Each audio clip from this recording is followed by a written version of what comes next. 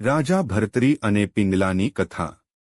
પૌરાણિક કથાઓ અનુસાર તે લાંબા સમય પહેલા થયું હતું, જ્યારે ગાંધર્વસેન ઉજ્જૈન નગરીના રાજા હતા। તેમને બે પત્નીઓ હતી। એક પત્નીથી વિક્રમાદિત્યનો જન્મ થયો અને બીજી પત્નીથી ભર્તરી જન્મ્યા હતા। થોડા સમય પછી ગાંધર્વસેનના આ બંને પુત્રો મોટા થયા। તેથી એક દિવસ તેણે પોતાના મોટા પુત્ર ભર્તરીને ઉજ્જૈન શહેરની ગાદી પર બેસાડ્યો। પછી ઉજ્જૈન શહેરના લોકો પહેલા કરતાં વધુ સુખી અને ખુશ રહેવા લાગ્યા। રાજા હોવા ઉપરાંત ભર્તરી ધર્મ અને નીતિશાસ્ત્રના પણ મહાન નિષ્ણાત હતા અને તેણે પોતાના રાજ્ય પર ધર્મ પ્રમાણે શાસન કર્યું। રાજા ભર્તરી પાસે પહેલેથી જ બે રાણીઓ હતી, પરંતુ તેમ છતાં તેણે રાજકુમારી પિંગલા સાથે લગ્ન કર્યા। રાણી પિંગલા ખૂબ જ સુંદર હતી, જેના કારણે ભર્તરી તેની 3 રાણીઓમાં રાણી પિંગલાને સૌથી વધુ પ્રેમ કરતી હતી। રાજા ભર્તરી પિંગલાની સુંદરતાથી ખૂબ પ્રભાવિત થયા। તેઓ એટલા રોમાંચિત હતા કે તેઓએ ધીમે ધીમે તેમની શાહી ફરજો છોડી દીધી, ભૂલી જવા લાગ્યો। હવે થોડા દિવસો પછી ગુરુ ગોરખનાથજી ઉજ્જૈન શહેરના રાજમહેલમાં પધાર્યા। બીજી બાજુ જ્યારે રાજા ભર્તરીને ખબર પડી કે ગુરુ ગોરખનાથજી તેમના મહેલમાં પધાર્યા છે, તેથી રાજા ભર્તરી તેમની પાસે આવ્યા અને તેમને પ્રણામ કર્યા અને પછી ઘણા દિવસો સુધી તેમણે તેમની ગુરુ તરીકે પૂજા કરી, ગોરખનાથજીની ખૂબ સેવા કરી। ગુરુ ગોરખનાથજી રાજા ભર્તરીની સેવાથી ખૂબ જ પ્રસન્ન થયા અને જ્યારે તેઓ મહેલમાંથી બહાર નીકળી રહ્યા હતા ત્યારે તેમણે રાજા ભર્તરીને દિવ્ય ફળ ભેટ આપ્યો અને કહ્યું, હે રાજા, આ દિવ્ય ફળ ખાવાથી તમે કાયમ યુવાન રહેશો, વૃદ્ધાવસ્થા તમને સ્પર્શશે નહીં। અને પછી તે દિવ્ય ફળ રાજા ભર્તરીને આપીને ગુરુ ગોરખનાથજી ત્યાંથી ચાલ્યા ગયા। બીજી બાજુ ગુરુ ગોરખનાથજીના ગયા પછી રાજા ભર્તરી એ ફળને ધ્યાનથી જોવા લાગ્યા અને મનમાં વિચારવા લાગ્યા કે હું સુંદર છું, મારે જવાન અને સુંદરતાની શી જરૂર છે। પછી તેણે વિચાર્યું કે શા માટે હું તે રાણી પિંગલાને ન આપું, તે ખાધા પછી તે કાયમ સુંદર અને યુવાન રહેશે। અને પછી રાજા ભર્તરીએ દૈવી ફળ લીધું અને રાણી પિંગલને આપ્યું અને કહ્યું, રાણી, આ દૈવી ફળ લો, ગુરુ ગોરખનાથજી એ મને આપ્યું છે, તે ખાધા પછી તમે હંમેશા યુવાન અને સુંદર રહેશો, તેથી તેને ખાઓ। પરંતુ રાજા ભર્તરી જાણતા ન હતા કે તે રાણીને સૌથી વધુ પ્રેમ કરે છે। તે તેમનો નથી પણ એ જ શહેરનો છે। તે પોલીસકર્મીને ખૂબ પ્રેમ કરે છે। જ્યારે રાજાએ તે દિવ્ય ફળ રાણી પિંગલાને આપ્યું અને ત્યાંથી ચાલ્યા ગયા ત્યારે રાણીએ વિચાર્યું કે હું કાયમ જુવાન રહીને શું કરીશ, હું આ ફળ વિસારના આ કોટવાલને કેમ ન આપું જેથી તે મારી મનોકામના પૂર્ણ કરે। લાંબો સમય આ વિચારીને રાણી પિંગલાએ તે દિવ્ય ફળ કોટવાલને ખાવ, પરંતુ તે કોટવાલને રાણો કરતાં તે જ શહેરની એક વેશ્યા વધુ પસંદ હતી। તેને આશ્ચર્ય થયું કે આ ફળ ખાધા પછી તે શું કરશે।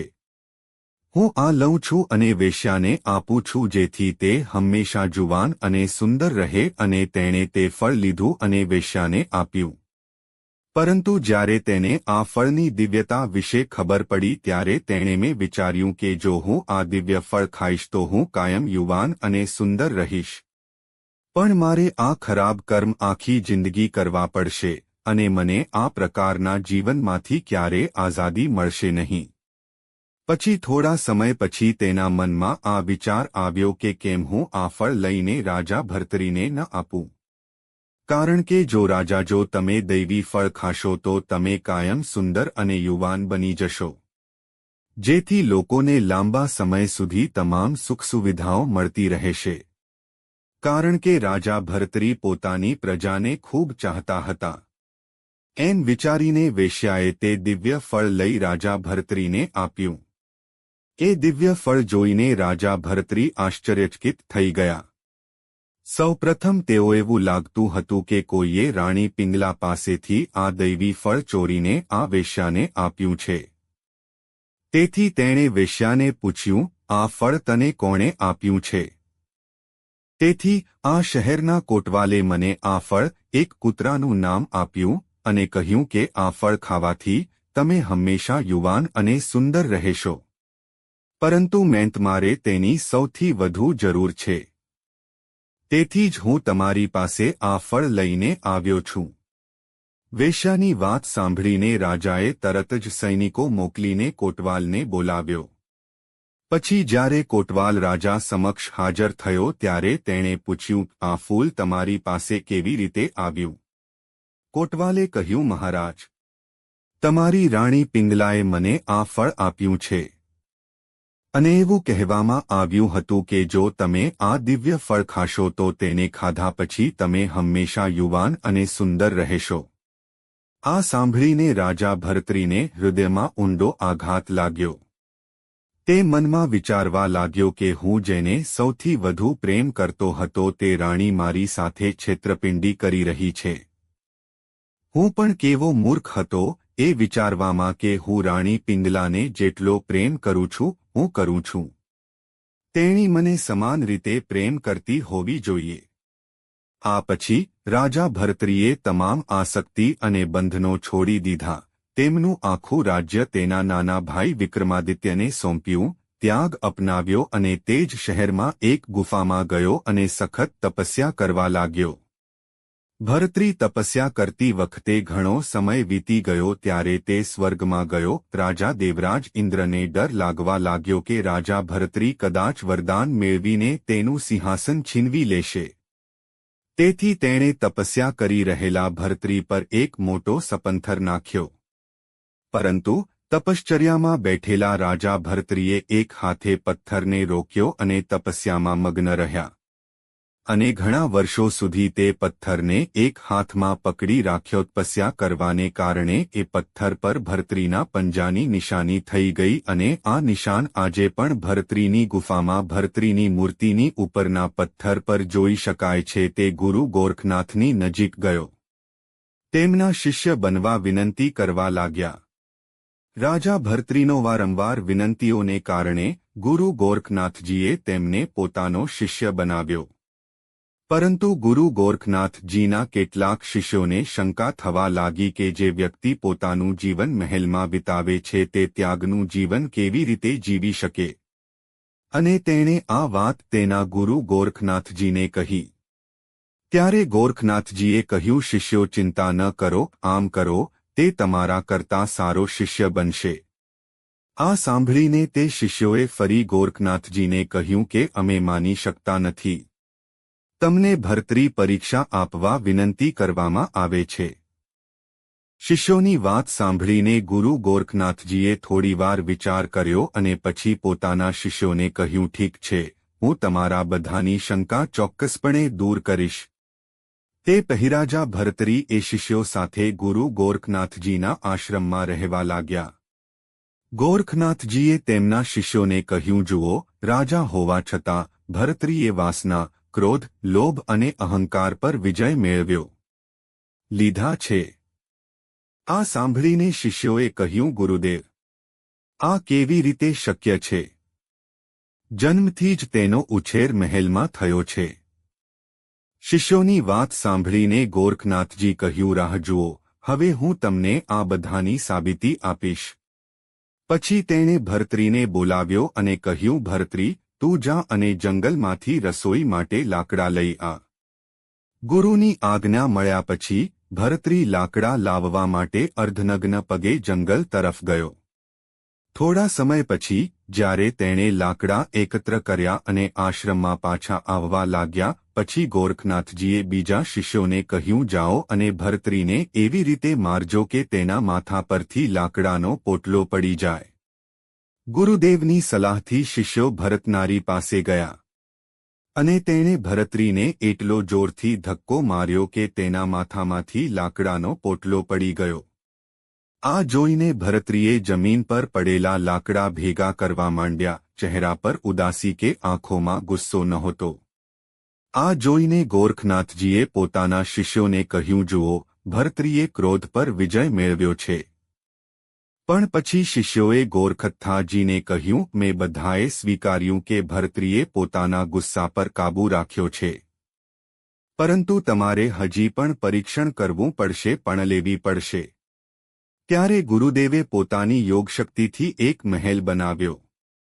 તે મહેલમાં મહિલાઓએ ભર્તૃનું વિવિધ પ્રકારના વ્યંજનોથી સન્માન કરવાનું શરૂ કર્યું, પરંતુ ભર્તૃએ મહિલાઓ તરફ જોયું પણ નહીં અને આગળ વધતી રહી.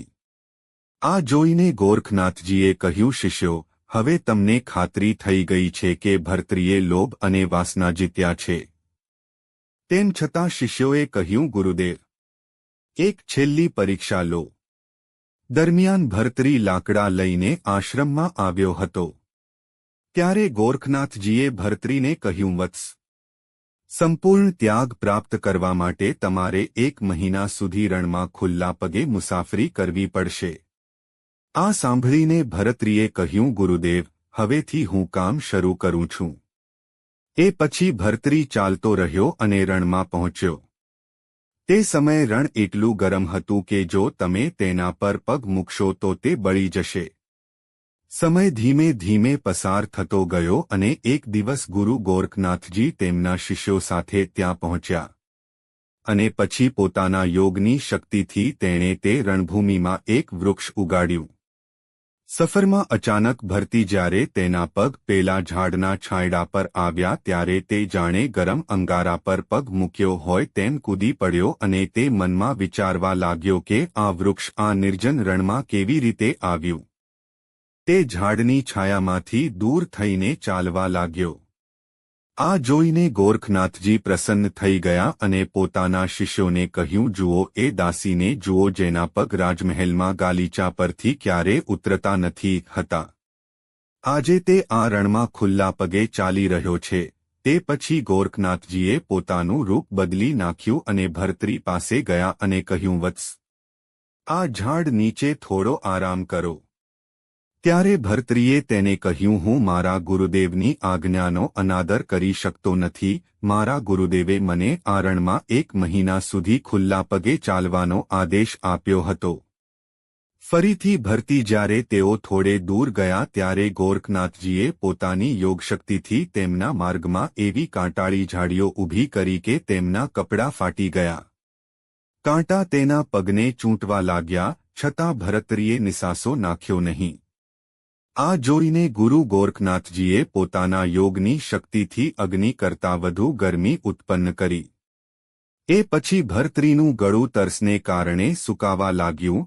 પછી ગોરખનાથજી એ ભર્તૃ જવાના રસ્તે એક લીલું વૃક્ષ વાવ્યું, જેની નીચે પાણી ભરેલો વાસણ રાખવામાં આવ્યો હતો. પણ તેમ છતાં ભર્તૃએ તેની તરફ જોયું પણ નહીં.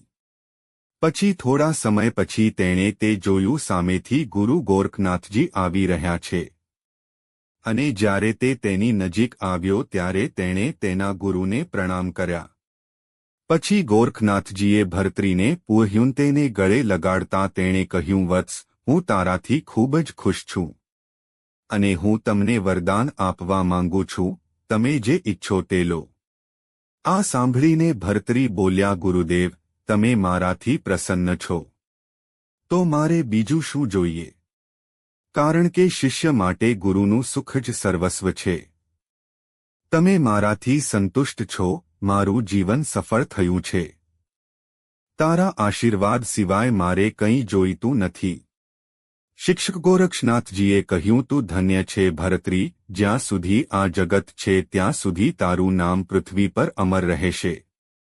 જો તમને અમારો વિડિયો પસંદ આવ્યો હોય તો વિડિયોને લાઇક કરો અને અમારી ચેનલ સનાતન ભક્તિને સબસ્ક્રાઇબ કરો અને તમારા મિત્રો સાથે શેર કરો.